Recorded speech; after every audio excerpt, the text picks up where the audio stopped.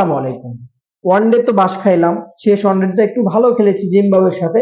তারপরে যে জিম্বাবুয়ে আমাদের সাথে মজা করেছে, মানে আমাদের থেকে মজা নিয়েছে।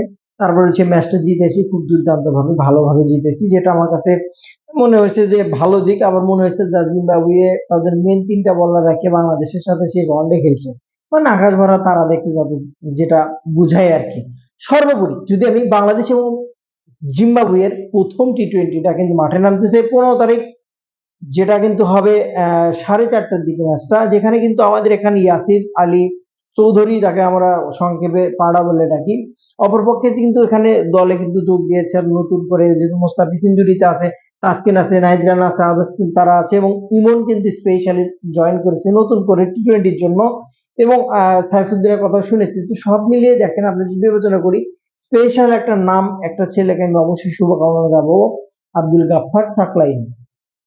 সাকলাইনকে অস্ট্রেলিয়ার সাথে নিয়েছিল, আহামরি পারফরমেন্স করে নাই। এই ছেলেটা একদিন ভালো করবে, আমি আপনাকে বললাম।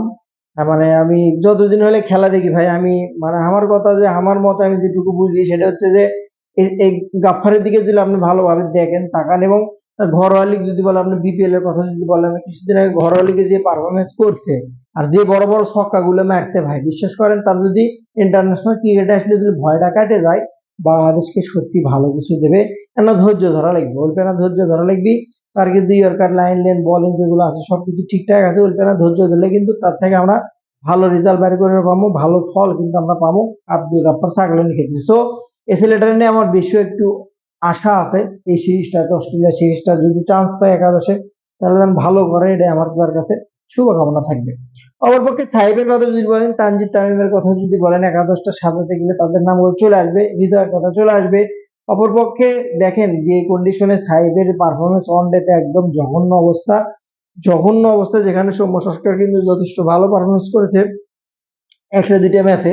তো সাহেব কি এখন টি-টোয়েন্টি থেকেও নিজের জায়গাটা হারাবে কিনা সময় সাপেক্ষে বলে দেবে, কারণ শামীম হোসেন পাটোয়ারিকে বাদ দেওয়া হয়েছে, যেটা আমার কাছে খুব খারাপ লাগছে। কারণ জিম্বাবুয়ের সাথে তার অভিষেক হয়েছিল, জিম্বাবুয়ের সাথে সে ভালো ইনিংস খেলে এবং জিম্বাবুয়ের সাথে বরাবরই সে যথেষ্ট ভালো খেলে।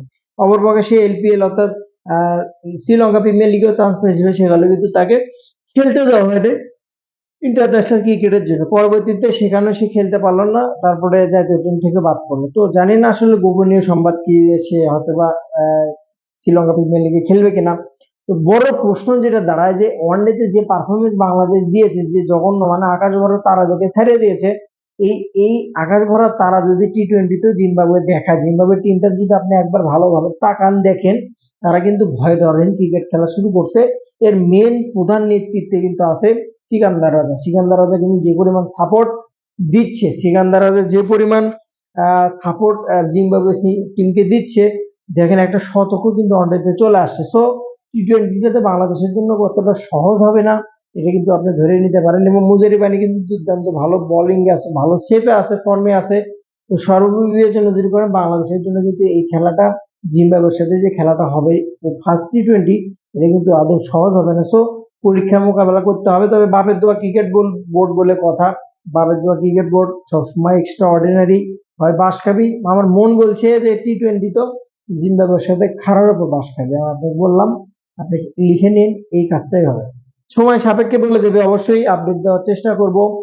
10 টাকা হলেও এই ভিডিওটা যারা দেখবেন, তারা বন্যার্থী মানুষের যারা বড় বড় পেজ আছে, তাদের নিচে বিকাশ নাম্বার দেওয়া, নগদ নাম্বার দেওয়া, অবশ্যই ভাই 10টা টাকা হলেও দেওয়ার চেষ্টা করেন, ভালো হবে। আল্লাহ তাআলা আপনি একটা বিপদ সাত করে দেখবেন কাটে দিয়েছে।